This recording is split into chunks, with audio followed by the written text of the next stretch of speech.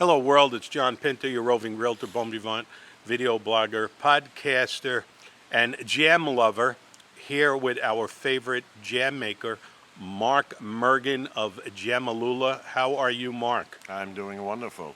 Very good. Let's get our venue out of the way first. We're at Inglenook.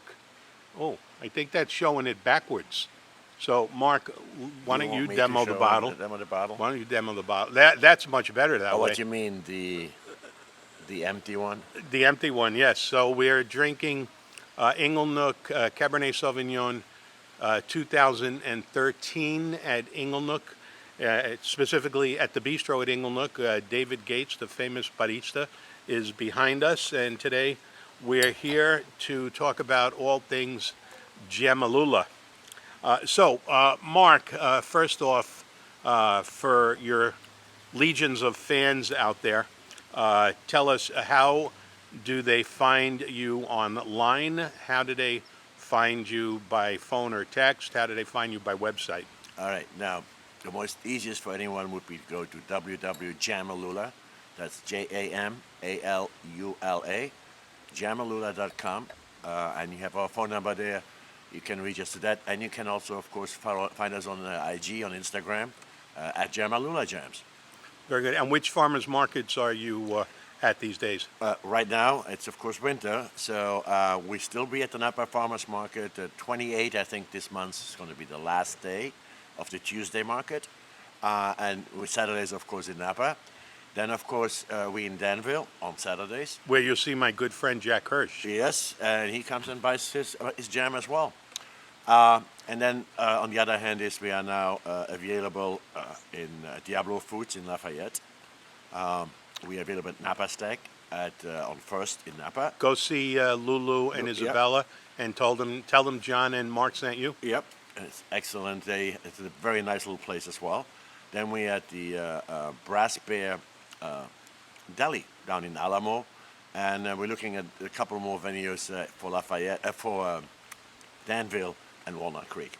Somebody told me that they can find your Jamologist jam at Inglenook too, at the gift shop and at the bistro. Yes, you can, and it's the only winery where you find our jam. Very good. So let's talk a little bit about what's selling, the hot sellers. What is your number one seller? Probably my raspberry. I like the raspberry. It spreads very nicely. Yes, unfortunately, I can't keep the raspberries in one piece. I tried.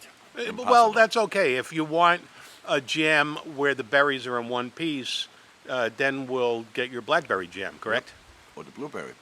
Yeah. But the other thing was actually selling extremely well, for no rhyme or reason, is strawberry rhubarb. Oh, okay. So let's do some pairing exercises yet All again. For me, it's always about pairing the wine, the bread, the cheese. So with your raspberry, I like it on a nice. I like the pecan golden raisin West One bread. He's over on Soskel, with cream cheese and the raspberry jam. That's a simple pairing. How do you like to pair it? Well, actually, not that I came up with that, but my wife's favorite is the red raspberry on blue cheese. Oh, sounds good. It's just that the tartness of the raspberry sets off the blue cheese, and the sharpness of a good Point Reyes blue just sets it off beautifully. Okay. And we actually had a big charcuterie board that we did last week. I think we posted on Instagram the before and after, and there was only 2 people who went to that. But I have to say, I really start to love the raspberry with blue cheese. And for a lot of people where blue cheese might be too strong, a lot of people always say it's too pungent, too strong. The way the French do it, actually, they just take a little bit of Roquefort, the French version of Point Reyes blue cheese, and add a little bit butter with it and mix it. Oh. And so it helps soften the sometimes very, very strong gorgonzolas or Roqueforts. And Akiko advised us on Chef Akiko advised us on which butter she likes. Do you remember which butter that was by any chance? Plugra. What's that? Plugra. Plugra. Yeah. How do you spell that for our non? Plugra, and you can find it actually in a lot of places. It's either gold packaged for the sweet one or silver packaged for the salted one. But that's actually a butter with a very high fat content, very similar to European butters. And most chefs actually cook with Plugra. Okay, good, good. So let's stir up some controversy. You mentioned Point Reyes Blue. You mentioned Roquefort, although it sounded much better coming out of your mouth than it did. Can you say that again? I love when you speak French. Roquefort, I love when you speak French. Roquefort, and then you have the Gorgonzola, the Italian version. And then Stilton. And Stilton, the British version of it. Okay, so let's stir something up. How would you rate those based on your palate? 1, 2, 3, 4. Well, as funny as that might sound, but if you compare them next to each other, they quite similar, and I think the really difference in it is that the aging of it. Some of them, because a lot of Roqueforts are not released until they are truly fully marbled blue in between, right? That typical green-blue color. The Gorgonzola, I think, is a little flatter. The Roquefort is always, I think, sharper than Gorgonzola will be. I think Gorgonzola is a little bit milder. But I have to say, Stilton's never been my favorite. I think every time Very good. I'm going to report this to the Queen, you know. That's fine with me, remember, I don't believe in someone just because of his birthright calling him king or queen. Well, that's right. Well, also we'll slam them twice. The English call Stilton the king of cheeses, but of course the Italians refer to Parmesan as the king of cheeses. Yeah, because everyone tries to say mine is the best. Tribalism. So At its let's best. let's back up the truck. So if you want something accessible, it sounds like something that will appeal to the most number of people, the Gorgonzola is pretty mild. Yes. Okay. And then the Roquefort is going to be A little bit sharper. Sharper and gamier. Yeah. Okay. And the Stilton for me is just too dry. okay. That's I like it a little bit creamier. And, but I have to say, before I would go to a Stilton, I will go for Point Reyes blue cheese any day. Okay. And, I'm always impressed with the quality of the cheeses out of Sonoma County. I think they hold their own against any of the European cheeses. And they do. I mean, like the Point Reyes here, if I see a Point Reyes or a Roquefort, I will pick the Point Reyes over the Roquefort. Okay. Now, For two reasons. A, you're going to pay a real premium on the Roquefort because guess what? It's been shipped for a long way, right? And the other thing about it is, we really like to support small farmers and local. It's been really part of our push for the last year and a half. So for me, supporting a Sonoma County cheesemaker, I think, and I have tried quite a bit of there because there's quite a bit of cheesemakers over there. Because obviously Sonoma, I think, has the most cows per square foot in California. yeah, I can smell it when the wind is Right. blowing from the Pacific, yes. Exactly. So, but the grass out there is just absolutely beautiful, and the milk coming from it makes a great cheese because it's always what do you put in, like with everything, right? Yeah. And I do find that Point Reyes, I would any day go for Point Reyes. Okay. Now, on the raspberry, while we're still on the raspberry, how about pâtés, fagua, charcuterie? Would you pair it with any of those? Yes, if you're looking at the charcuterie board, right, and the way they put them today together, charcuterie/cheese board, you will see blackberries on it, raspberries on it, strawberries on it, grapes on it, and nuts on it. That's normally what you will see on a typical cheese board, right?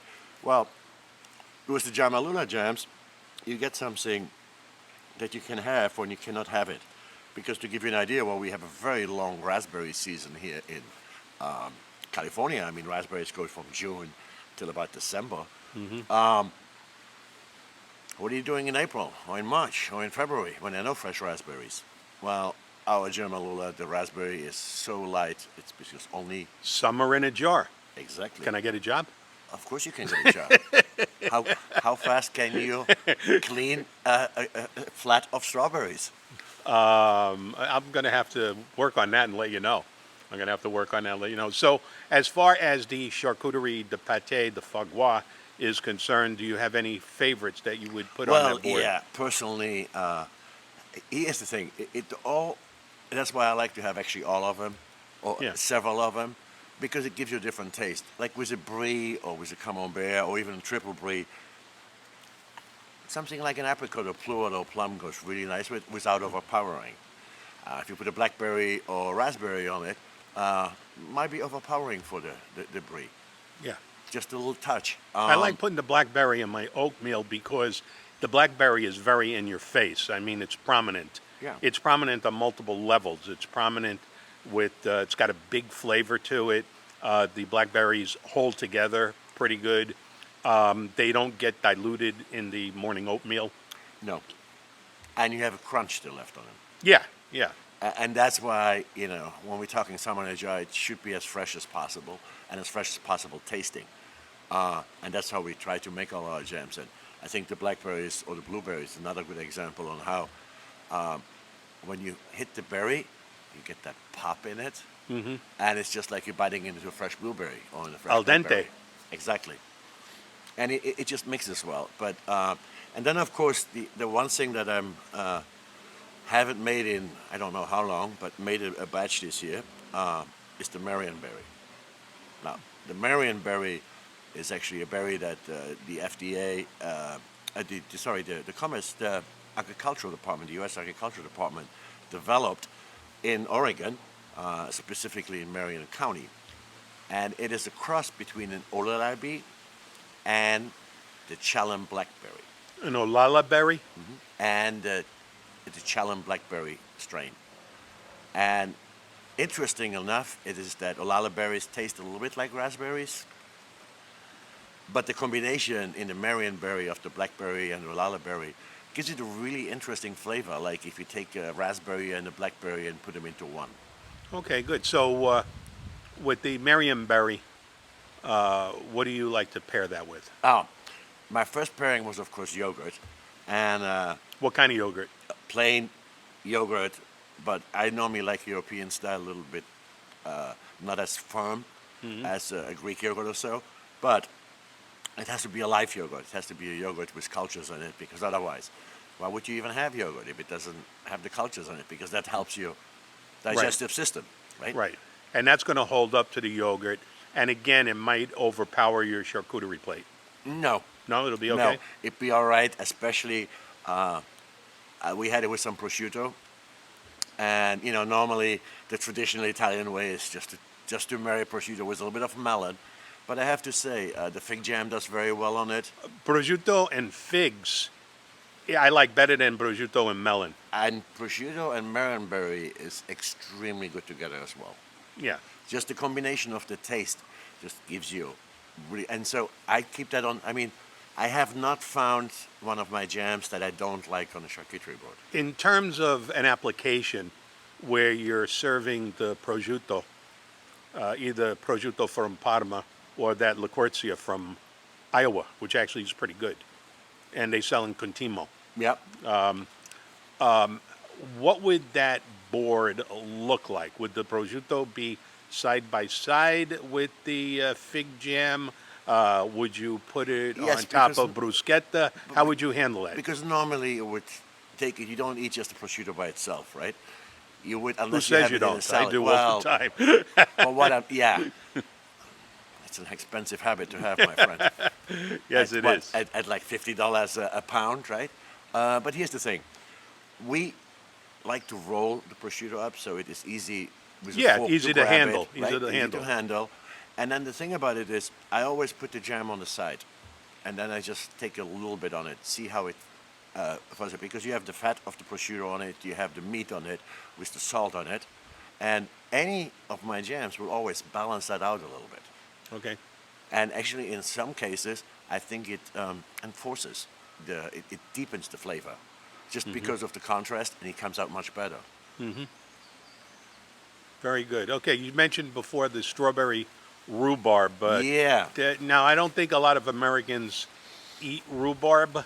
Well, not in California because it doesn't really grow well here, right? Yeah. Rhubarb likes to have a really serious frost every year. Rhubarb is green. It's kind of like a chard, isn't it? Yeah, it is actually a vegetable. Yeah. when you're going by biology, it is a vegetable. But in 1947, a New York judge ruled it a fruit, as to not to have to pay taxes coming from Canada. So, as you can see, any U.S. court can change anything from a fruit to a vegetable and vice versa. But it grows wild in Alaska, Minnesota, everywhere north. And here's the thing. In California, because we don't get a frost, it doesn't grow well here, so it doesn't make a good rhubarb. But there's quite a bit of, I hate to tell you, there's 40 million people in California. Not everyone was born here. A lot of them are from the East Coast, Midwest, Chicago, Minnesota, and even our Northwest. Yeah. And they are quite familiar with rhubarb. And strawberry rhubarb, the way strawberry rhubarb came about was that if you're living in Michigan, rhubarb season is 3 months. Strawberry season maybe 2 weeks. And any good mixture between strawberry and rhubarb has always more rhubarb than strawberries. Even though it tastes more like strawberries. Yes, but it keeps the tartness in it. And to give you an idea, any good strawberry rhubarb should be called rhubarb strawberry, because 60% of the fruit of it is rhubarb, and only about 40% is the strawberry. And how would you pair the strawberry rhubarb? Interesting thing that we found out last week. Lola's Spanish Kitchen on the market? Oh, the paella place. The paella place, right? And so... Very good. Come to the Napa Farmers Market. Yep. Try them out. They're very good. And he makes croquetas and, different things that he serves with a little salad. And Elaine said, why don't we try the strawberry rhubarb on it? And with the vinaigrette, the croquettes, it was like little cheese, Spanish manchego croquetas for tapas. With the salad, wow. That glass was gone in no time. Oh, good. I just had a little bit of an epiphany on a salad that I make. So maybe you can advise me on which one of your jams would go best. My favorite salad to make is chopped fennel, All right? mandarin sections, mint, lemon zest, olive oil, and lemon juice. I think you got it. Did you get it lit? Yeah, I'll get there. Yeah. I would think... And so if we're going to throw a jam in to that, again, mint, mandarin sections, and chopped fennel, and we wanted to pump it up a little bit. Our ruby red grapefruit. Oh, that would add a nice bit of acidity to it. It would go. It would Because provide a nice counterpoint to the sweetness of the mandarin oranges. And the fennel. Yeah. Are there grapefruit sections in that jam? Yes, although it does fall apart pretty much just because, and here's the process, right? But you still have a lot of the pulp, and not Yeah. the pulp, but the little fibers. Yes, you do. There's no pith in it because we supreme all our. Yeah. It's a lot of work, but it comes out really, and you have chunks of it. Plus, remember, we go ahead and take our rind, our zest, and we cook it 4 times in fresh water to leach out all the bitterness. So that's the difference. It actually tastes like grapefruit. And it was interesting. I actually had it on the market on Saturday, I think, where I opened it, and I said, yeah, people try it. And people were like, oh my God, that tastes like grapefruit. And people are always intrigued because they say, oh, I haven't heard of grapefruit jam. Because a lot of people want Good. marmalades, and I don't make marmalades because Yeah. it's only sugar. But I turned them on to my grapefruit. And the grapefruit with fennel, ooh, I think that'd be a very nice. So let's repeat that recipe, and with your addition to it, and let's see what else you might add to it. So it's chopped raw fennel, Right? mandarin sections, mint, olive oil, lemon juice, lemon zest, salt, pepper. Well, what do you say? Throw in maybe 3 tablespoons of the... I would say one tablespoon. 1 tablespoon. 1 tablespoon, and that'd be more than enough. Because remember, it is extremely intense. Okay. Yeah. Okay, good. And is there anything else that you would add to that salad? Oh. Maybe some pumpkin seeds or something. Some kind of seeds. Yeah. A little Okay. toasted, a couple of pine nuts. Toasted pine nuts. That would be very or just like, Neapolitan.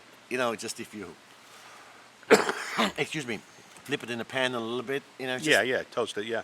just toast it. Don't burn them, just because Yeah. they taste awful when you put these little pinoles. But just a little bit. Yeah. Warm, and put them warm on top of it. Yeah. Yeah. I think what an ounce of those is about $300. Yeah. Pine nuts are expensive.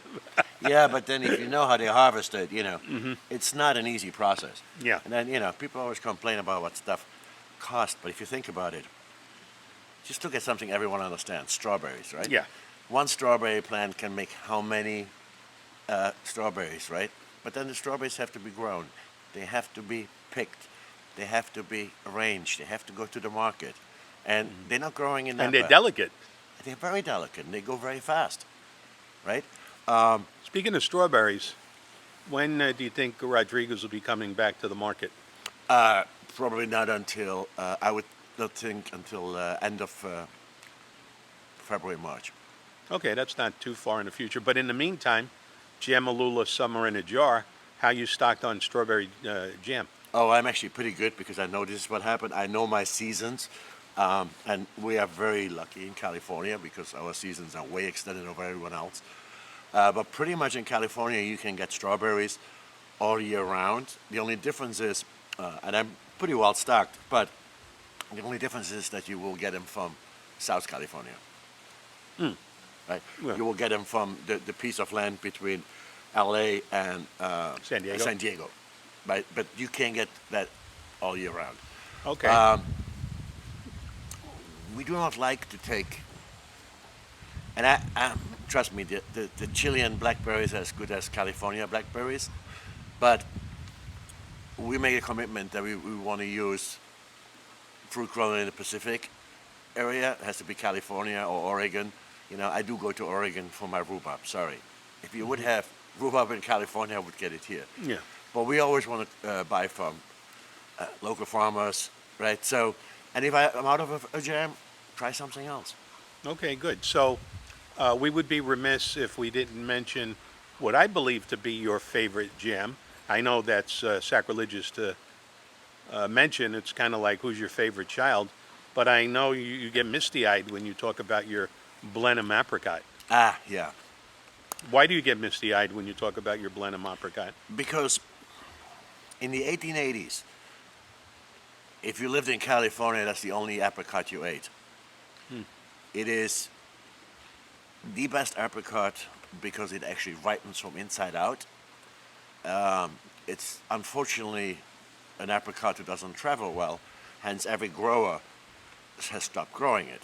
And it's getting sparser and sparser, and especially like if you're like me, I need organic fruit. Are you at liberty to advise us of where you source your Blenheim Apricot? Yeah, I have two sources. One is down in the Watsonville area, and one I get from the Napa Farmers Market for very, very short term. And what is the season for Blenheim apricots? Season for apricots is June, but the problem is the apricots, they're only there for like 3-4 weeks, and that's it. Now, living in California, I can source Oregon ones a little bit later. So by living here, you have everything from the Central Valley all the way up to Washington, because you got the Puget apricot from Washington, for example. But so our season gets a little bit longer, but I have to source from out of state, Okay. which is not a problem. I personally prefer that my California Blenheims, and I'm even on the point, I mean, if you stop by, if you have a spot in your backyard, I give you some of the seeds, plant it, wait until it's big enough the first year, and then put it in your backyard, because they do travel wonderfully. It's just an apricot who makes the best jam. Now, I know you have always been an advocate of pairing your Blenheim apricot jam with the charcuterie board Yep, and with pâtés. yep. So what's your ideal pairing with the Blenheim apricot? Probably a nice little, either a country pâté, but it has to be pork, or a really, really nice truffle mousse. A truffle mousse. Yeah, when it's finer, the difference pâté and mousse is that the mousse is more processed finer, right? So Whereas a pâté de campagne has more chunks in it. It's Yeah. not as finely Yeah. chopped and as it would be. Oh, well. Yep. Is Biden contacting you? Does he need some advice? Oh, no. It's one of the things about technology today is that my Apple Watch tells me when someone is on my website and buy something. Oh, So, well, who knows? Oh, wait, but this is not live yet. oh, it is live. No, it's not live. Oh, no, but this is live. But that's live. yes. Your watch is live. This Well, video is not yet. Yeah, which is kind of nice because here's the problem: I never miss an order. Right? The order comes in, I know it's there, so I know what's going on right away, and I can get that ready. That's cool. What app And is it that goes you're out. using? Is that an app? Well, it's actually part of my Wix is the platform I'm using to do my my web business on it. WIX? Yeah, and pretty easy to set up. Works quite well. It's good for vendors of all ilk? Of all ilk, you can, especially smaller vendors, right? Oh, yeah. And it does pretty much everything. And what I like is the ability that I actually get a notification from Wix that someone is on my website. So I can go and, I don't know, if I see someone hopping up from Napa, it's probably someone I talked to who's looking for something. So I can actually see and chat with you. Can and you tell say, what they ordered? Yeah, I know it was an order for 4 glasses. I don't know exactly on Oh. my watch. Oh, I yeah. could check my iPhone and it would But tell you they what. checked. But they bought 4 bottles. Excellent. So Excellent. it's a great way for me to be on top of my business because obviously I'm in the kitchen producing or I'm on the market, and those orders keep coming on, but nonetheless they're going to get filled the same day and then be either out the same evening or the first thing in the morning. Okay. Are there any jams that you are in a low inventory position in where people should be advised to call you and scarf them up pretty quick? Well, I'm running to the end of the Royal Blenheim Apricots. We're already out of apricots, and I made a tremendous amount. I'm going to have to double for next year but being on all those markets, and we move now quite a bit of jam, and being in a couple of, that's always everyone's favorite. And I think the last 2 cases went to Diablo Market. You might find some still there. But I don't mind when things go out because here's the thing. They're all seasonal jams, right? Like Right. we're out of blood orange now for 6 months. Great, I'm going to make more this year, but they're there to be eaten. And it's Yeah. not something that you put on a shelf and look at it. Right. So enjoy it this year. And so we make more. And when it's out, try something else. So let's go there for a minute. You're not using preservatives. This Nope. is an artisanal product. Who has 3 ingredients: organic lemon juice, organic fruit, and as little sugar as possible. Regular cane sugar. Now, on your countertop or in your pantry, how long is it advisable to store that before you actually open it? Before you open it, you should put it in a pantry, in a cupboard, and it is easily good for. We say you should, for best, should use it within a year. But I opened a blackberry. I was 4 years old, and it just felt like it was. And I'm going to try a couple of them, actually age them a little bit, because that blackberry was a deeper blackberry flavor. It was like a wine who ages a little bit. So it had a much more intense blackberry flavor. Okay, so there's nothing wrong with quote unquote aging them. No. But once they're once you open it, Yeah. you should consume them within 4 weeks at least, and keep them in the refrigerator. yeah, once I open it, it's usually done in a week. Yeah, that's because it's so good. You just keep on finding other ways to put it on some top of something. Yeah, yeah. So what about your new flavors? Well, we actually in the process now having approved is passion fruit. Passion fruit. Yes, That's kind of a pinkish kind of a thing, isn't it? It becomes very Lavender almost. yellowish and orange. Okay, And the problem is that passion fruit like is, a coral color. yeah, it's quite expensive. But and you get very little out of it because you buy them by the pound, and a pound of I think it's about $16 a pound. What are the tasting notes on it? Oh, it is the most exotic fruit and most intense that you ever taste. I had a couple of my friends over. I actually had our staff, Akiko and Gilbert, try it, and they all, because we do. I want them to understand really what I think jam should taste like. Right, and I do want to mention to our viewing audience that Chef Akiko worked at the French Laundry, and then she decided to trade up to work for Jamologist. Exactly. You can put that on your website. Exactly. And but here's the thing: both of them found that it's an extremely intense flavor. And the problem with passion fruit, because most people know passion fruit from juice, passion fruit juice, Yeah. which is normally yellow orange, and watered down, because passion fruit by itself is extremely intense. Well, and I don't like my jams to be rock hard or No, gelatinous, like like a cranberry no, they're jelly. very easily Right. spreadable. But the problem is, if you have something as fragile as passion fruit, how do you make that into a jam? And I have to say, I think I went probably to $500 worth of fruit stuff that I've thrown out because it didn't turn out correctly. But I think we finally have the formula on how I want it to be, so it can be called Jamologist. But that will be a little bit an expensive one, just So- because the fruit itself. So is, advise me, because I don't eat passion fruit enough to remember the taste notes of it. How would you describe it? ooh, passion fruit is truly exotic. It's more floral than sweet, right? No, it is sweet. It is sweet? I mean, it also has a tartness to it, but it has extremely different kind of fruit flavors on it. Is it something you could use in a cocktail? Yeah, I mean, passion fruit juice with gin, there are bars to do that. The passion fruit by itself, the juice is diluted, is probably for most people too intense.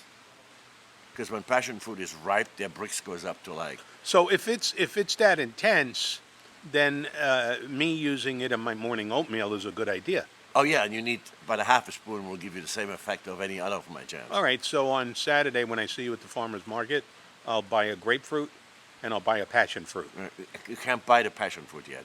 I'll steal a passion fruit. It has well, our fruits have to go through pH control at UC Davis. That's part. If I just be a jam maker on the corner, it'd be a different story. But as a company, and because we are regulated by the state and the FDA, every new recipe of ours has to go to UC Davis for pH verification first. So I cannot sell you one of those yet Okay. until I get it approved. Can I get it on the black market? I don't know. There's very little. You know, in produced. Naples, they got everything on the black Yeah. market. We could probably get some bootleg passion fruit If jam you on find some passion fruit from my thing, it's like, it's quite controlled. I know exactly how many jams are there. No, it's just one of those jams that I really wanted because it's one of my favorite fruits is passion fruit. Yeah. And I really wanted to create a jam, but I didn't want to have seeds in it. Like normally when you see passion fruit, there's Yeah. these big black seeds in it who look like sunflower seeds in it. Not my style. So in order to make it Jamologist-wise, it took us quite a bit of work. As I said, there was a lot of throwaway that I was like, this is not right. I mean, this might make a coulis for dessert, but definitely not jam. But we have it down, and I have to say, so I'm looking for that. That's one of the newer ones. Then we were fortunate enough to get some guava from the Long Meadow Ranch out here in Napa. Mm-hmm. And we made a guava today. And, we tasted it. The color is something like this. Mm-hmm. And this is our typical tasting jar, which I will take out to share with someone like John and ask his opinion of it. But yeah, and it turned out it's extremely guava. So for those of you that should be available at the beginning of January, should be something that people who like guava will love my guava jam. Very good. So let's wrap this video up with a couple of things. First things first, again, remind people of your website and how they could place an order on the internet. And by the way, I would imagine all 48 states you can ship to? Yes. Okay, but not Europe. Well, we can. But it's expensive. It is really expensive. Okay, so all 48 states. So if people... Even Hawaii. Yeah, okay, so if people want to go to your website and order, can you advise our viewers? Yeah, you just go to www.jamologist.com We have a shopping thing there. It's very easy. We take PayPal and every major credit card, and we do ship United States Postal Service priority mail. So you normally should get it. I mean, if you live in Miami, it takes about 3 days to get to you. If you live in California, you get it next day pretty much. Very good, very good. And we should give a shout out to our video blog venue host, Inglenook. Exactly. Barista extraordinaire, David Gates, is here. In addition to being able to drink wine by the bottle, the glass, they have excellent coffee, tea, espresso, cappuccino, mochas, lattes, soft drinks. And can you give us a little demo of the bottle? And since you're kind of a sommelier kind of a guy, there you go. That's better. What are your comments and tasting notes on this Inglenook 2013 Cabernet Sauvignon? Well, you know, as always, you're going to know me as a typical European. I keep telling you that you keep rubbing the cradle. Because It is 8 years old. I know, but look at the color of this. Look at the depthness of it. And the taste, remember the first taste I had? I said, this is still very young. It tastes still very young. It's a cab, I think, who can easily go for another 20, 30 years, even in the summer. And remember, the demis go a little bit faster than a full bottle or something even bigger. But I have to say, this is just absolutely delightful. Very good. And do you have any parting words for our viewing audience, especially since 'tis the season and people are procrastinating on their shopping as to stocking stuffers and under the tree? Nothing says I love you more than a really good jam from Jamologist. Now here's the thing. I believe that this year, with all the supply chain problems we have, and the backups on everything else, and I see it now because I'm going down to the post office where I drop already orders off. I'm keep on repeating to my customers, please be smart. I think the 20th is the last day that we will ship. I'm promising that it will get there by Christmas. So I think next Sunday is probably the deadline if you want it by Christmas. Of course, you can do it later and send it to someone for New Year's Eve. Not a problem with that. Or Befana. Yeah. Le Befana. January 6th, the Epiphany. Yeah, but here's the thing, right? If you want it for someone for Christmas and that aunt that you haven't seen in a long time or that grandma that you haven't seen because of COVID, send her some jams, give her a warm hug. I think that goes very well. So again, it's www.jamologist.com. And John, thank you for having us out here talking about our jams. Marc, it is always my pleasure to engage in your extremely witty repartee. Salute, my friends. So, and remember, this is John Pinto, your roving realtor, bon vivant, video blogger, home chef. Thanks for checking in with our video, and we'll catch you on the next video. Bye for now. Cheers.